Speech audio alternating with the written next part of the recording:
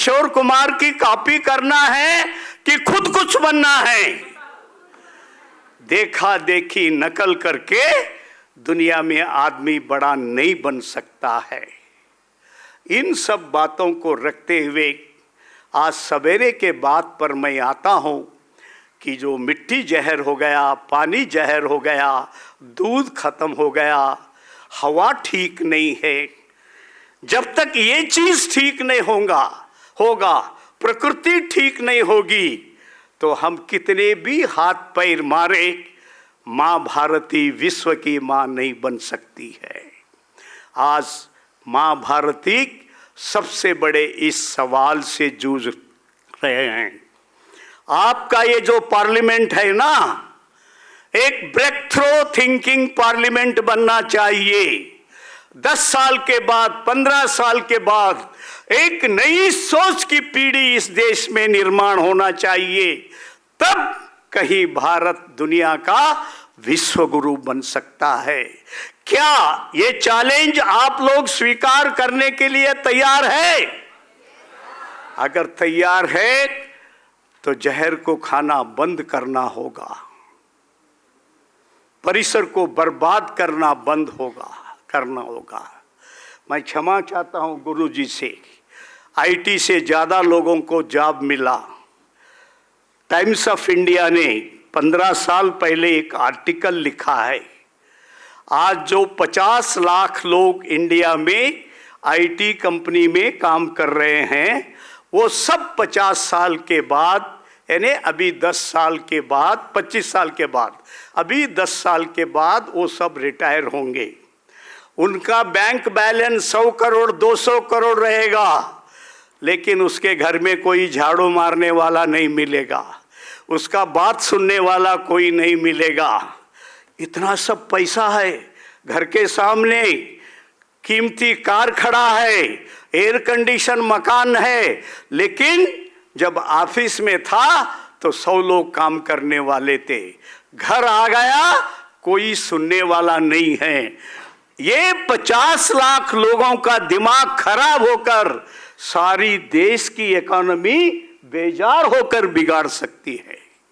इसके लिए भारत सरकार को आज से ही सोचना होगा, ये देश के लिए कंटक न बने। ऐसे कई गंभीर क्वेश्चन और सवाल, ये दोनों हमारे सामने उपस्थित है। इसीलिए इस देश को बचाना है तो सबसे बड़ी बात, हमारा सोच, हमारा थिंकिंग, वो असाधारण थिंकिंग होना चाहिए, किसी का कॉपी नहीं करना चाहिए। कई बार विद्यार्थी क्या करते हैं, मेरी सहेली अगर वो पॉलिटिकल साइंस ली तो मैं भी पॉलिटिकल साइंस लूँगा, मेरा दोस्त इस कॉलेज में एडमिशन लिया, मैं भी उसी कॉलेज में एडमिशन लूँगा। ये नहीं चलेगा। क्या आप में से कोई गारंटी दे सकते हैं मरने तक आप साथ रहने वाले हैं क्या? 2 दिन की दोस्ती के लिए अपना और देश के भविष्य को बलिदान करने का पाप मत करो। संबंध दूर से भी रखा जा सकता है, लेकिन अपनी जवाबदारी को समझना। आखिरी में एक महत्वपूर्ण बात मैं आप सब लोगों को सामने रखता हूं, क्योंकि आज लोगों के दिमाग में डॉक्टर बनना, इंजीनियर बनना, आईआईटी करना और आईएएस बनना है। एक आईआईटी का भी डाटा मैं आपको देता हूं। आपका किसी गांव का लड़के को आईआईटी में एडमिशन मिला तो आपके डिस्ट्रिक्ट पेपर में हेडलाइन में आता है, अमुक लड़के को आईआईटी में सीट मिला, उसके कॉलेज में भारी एडमिशन होने लगता है।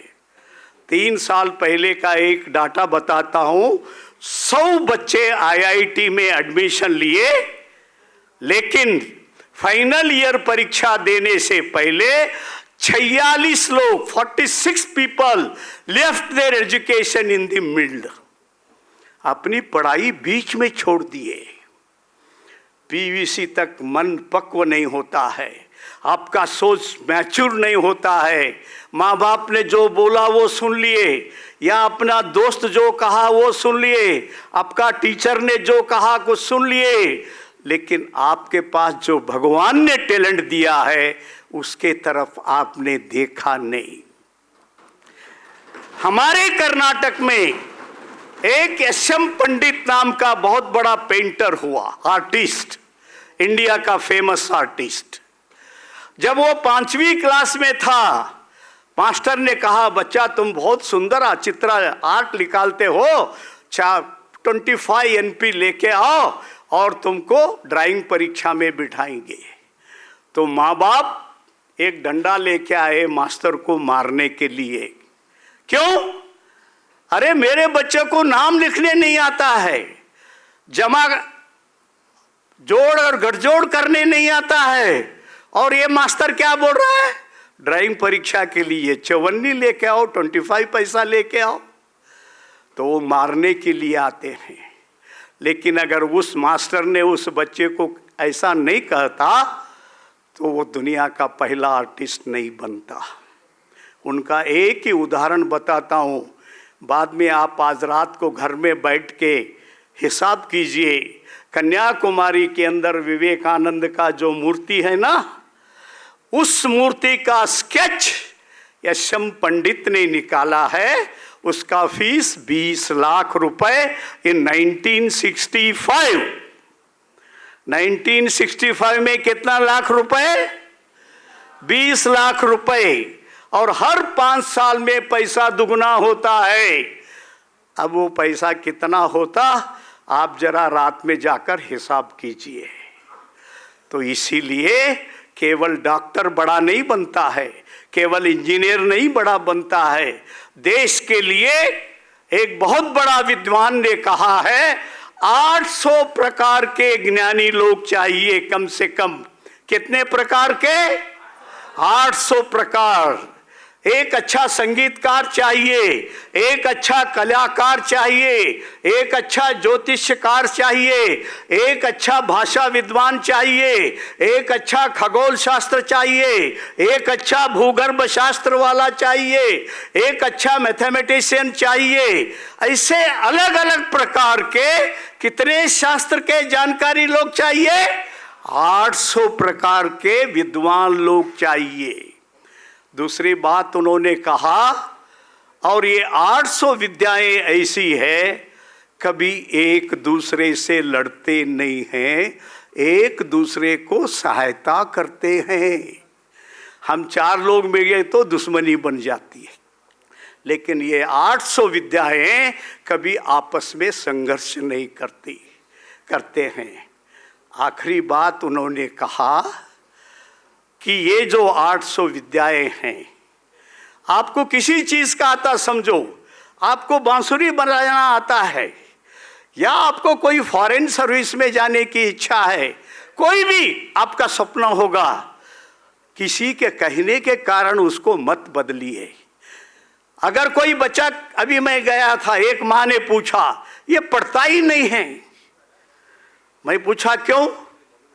तो माँ ने बताई ये हमेशा एक क्रिकेट खेलना चाहता है।